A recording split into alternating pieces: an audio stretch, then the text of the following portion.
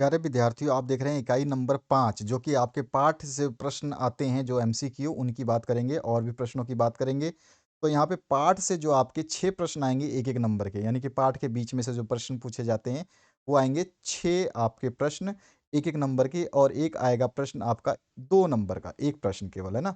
तो 6 और 2 8 अंक हो गए, यानी कि आपको 8 अंक मिलेंगे इस इकाई से। तो चलिए इस इकाई में जो इम्पोर्टेंट क्वेश्चन्स हैं उनको रट लीजिए, पढ़ लीजिए। कृतिका भाग 2 के पूरक पाठ से। तो पहले प्रश्न से स्टार्ट करेंगे और आपको बता दूँ कि आपके सारे के सारे इकाइयाँ जो हैं, अभी आप 5वीं इकाई देख रहे हैं, इससे पहले 1, 2, 3, 4 इकाइयाँ कंप्लीट करा दी गई हैं। आपके मॉडल पेपर्स में से प्रश्न बनेंगे, आपके बोर्ड एग्ज़ाम में वो सॉल्व करा दिया गया है। आपके प्री बोर्ड एग्ज़ाम पेपर्स अलग-अलग जिलों में अलग-अलग हुए थे, उनको भी सॉल्व करा दिया है।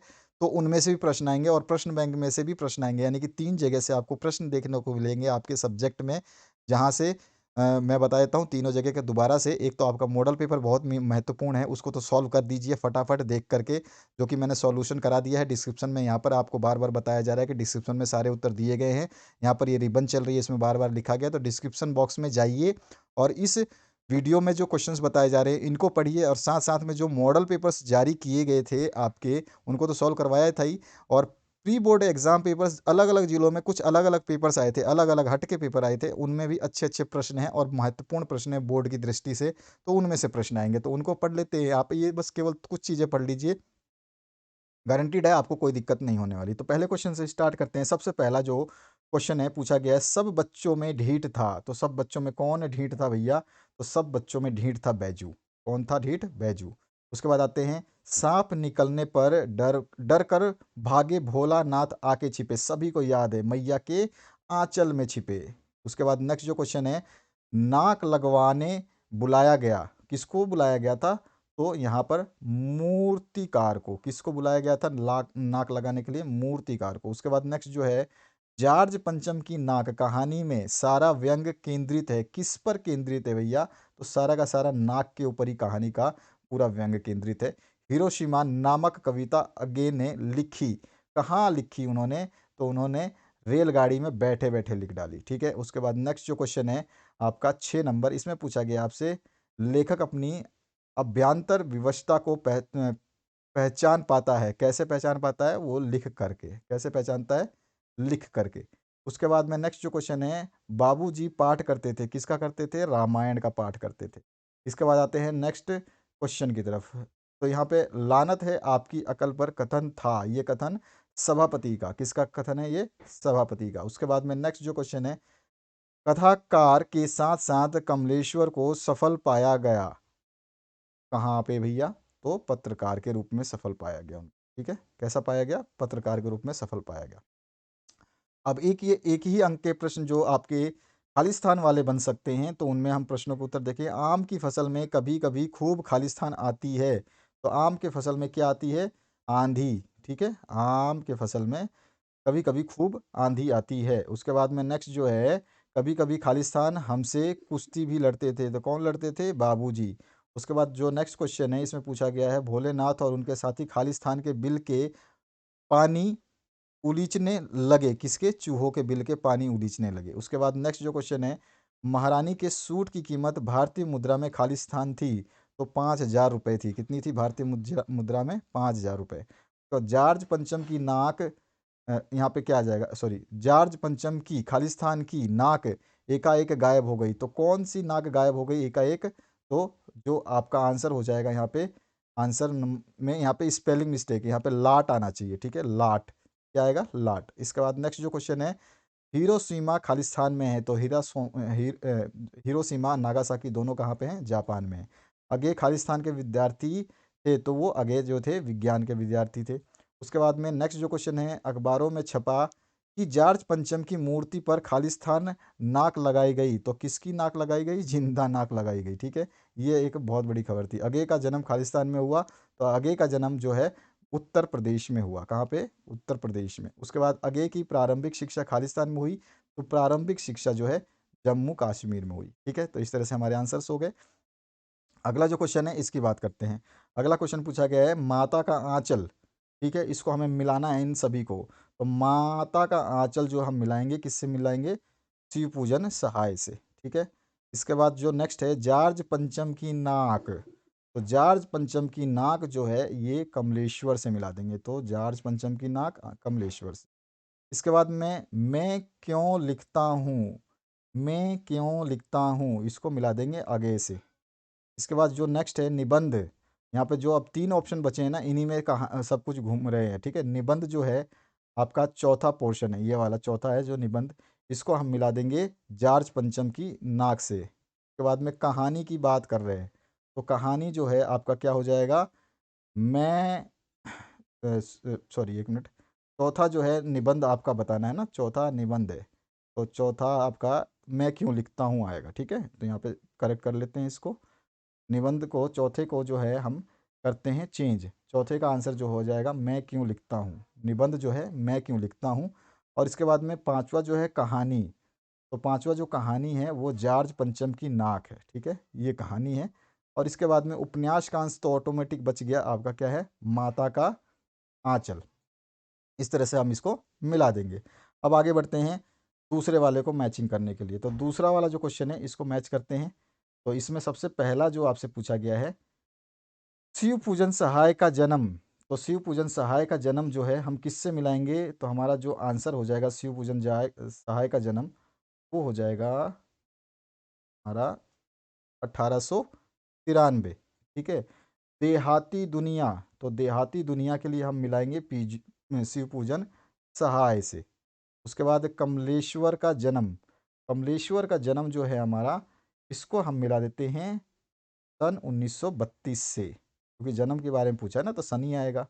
सारिका जो है आपका, इसको हम मिला देते हैं सारिका को, चौथा जो ऑप्शन है ये सारिका, इसको हम, हमारे पास 3 ऑप्शन बचे हैं ये और 3 बचे बचे हैं ये, तो सारिका को हम जब मिलाएंगे तो हम मिला देंगे सच्चिदानंद हीरानंदन नंद वात्सल्यान से, तो ठीक है। तो यहाँ पर आपका सारिका हो गया।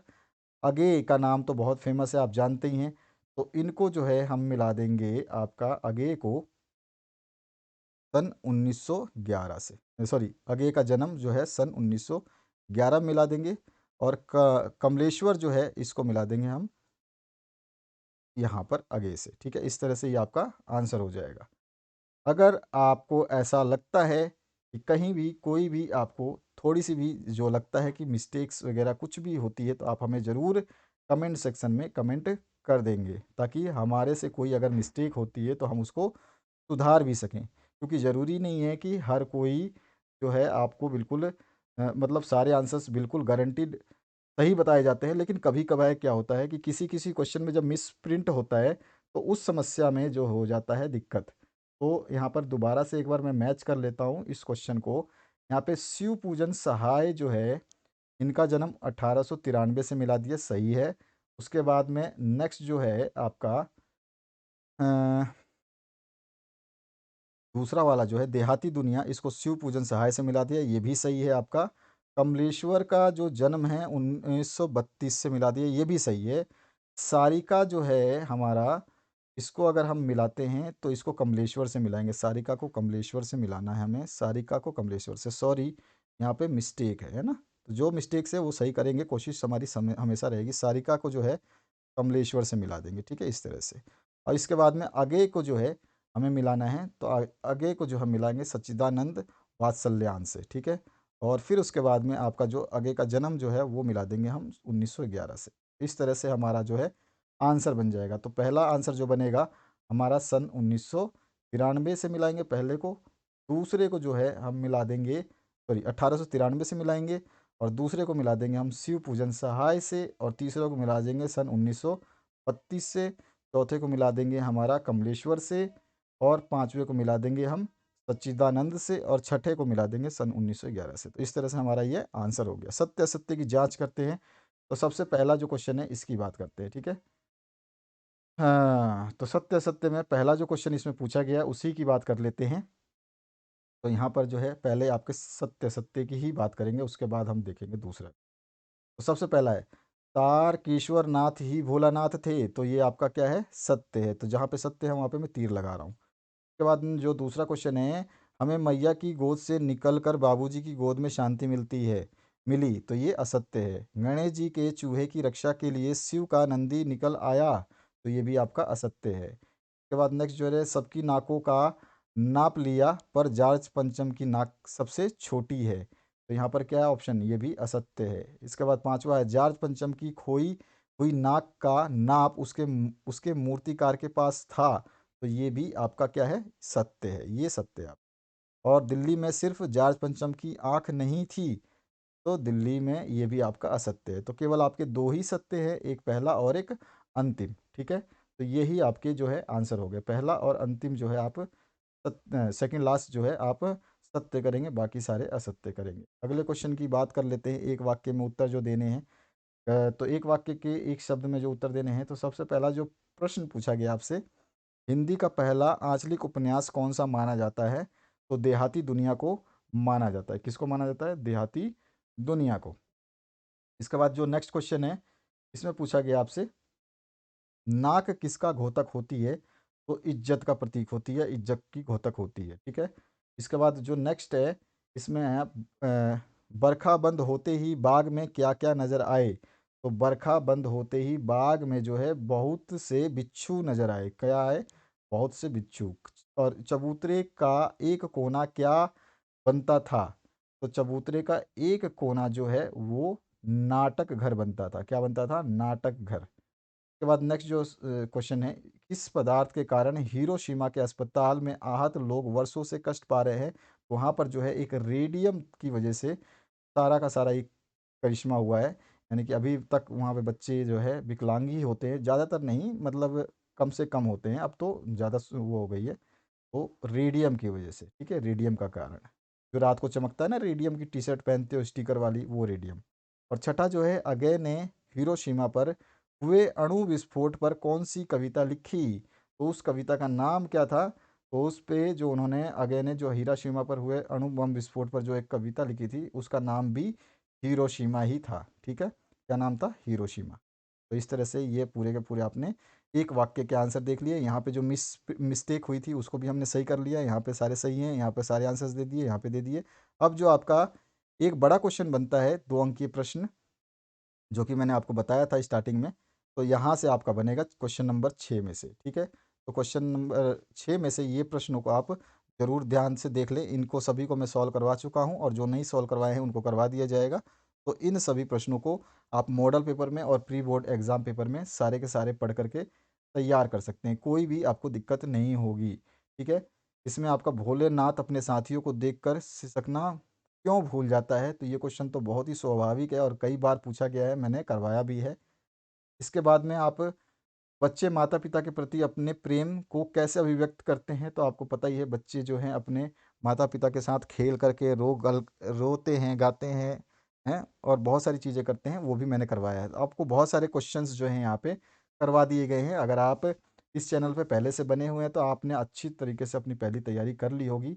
और आगे की तैयारियों के लिए जो आपके क्वेश्चन है, जो कि इकाई नंबर 6 पे आपको टोटल जो है आवंटित कुल अंक जो है 3, यानी कि एक 3 नंबर का प्रश्न आएगा। 3 नंबर का केवल एक ही प्रश्न आएगा। वो कहाँ से आएगा? तो आपका अपठित गद्यांश और अपठित काव्यांश से। तो अपठित मतलब जो बिना पढ़ा हुआ है, जो आपकी किताब में नहीं है, जो आपको पहली बार देखने को मिलेगा, उसमें भी इन्होंने क्या है आपको क्वेश्चन बैंक के रूप में जारी किया है। तो ये अच्छी बात है कि आपको थोड़ी सी हेल्प की जा रही है बोर्ड के द्वारा। तो इन सभी को ज़रूर एक बार देख लेंगे। इसके आंसर्स की बात करें, तो आंसर्स अगर आपको चाहिए तो कमेंट सेक्शन में कमेंट कर देना। इन सभी के आंसर्स मैं 1 बाय 1 करके एक साथ में डाल दूंगा, तो आपको सारे आंसर्स जो है इनके मिल जाएंगे। ठीक है ना, तो इन सभी के आंसर्स आपको मिल जाएंगे। इसके बाद में इकाई नंबर 7 जो है, इसमें से भी आपको पत्र लेखन, तो पत्र लेखन भी मैंने बहुत सारे करा दिए हैं आपको। तो इन पत्र लेखनों को अगर आप चाहते हैं, इनके भी आंसर्स चाहिए, तो इनके भी आंसर्स करा दूंगा। इकाई नंबर 8 जो है निबंध लेखन, निबंध लेखन तो आपको आता ही है, लेकिन अगर फिर भी आप चाहते हैं तो इनके भी आंसर्स आपको मिल जाएंगे। तो सभी चीज़ें आपको, अनुच्छेद लिखना ये भी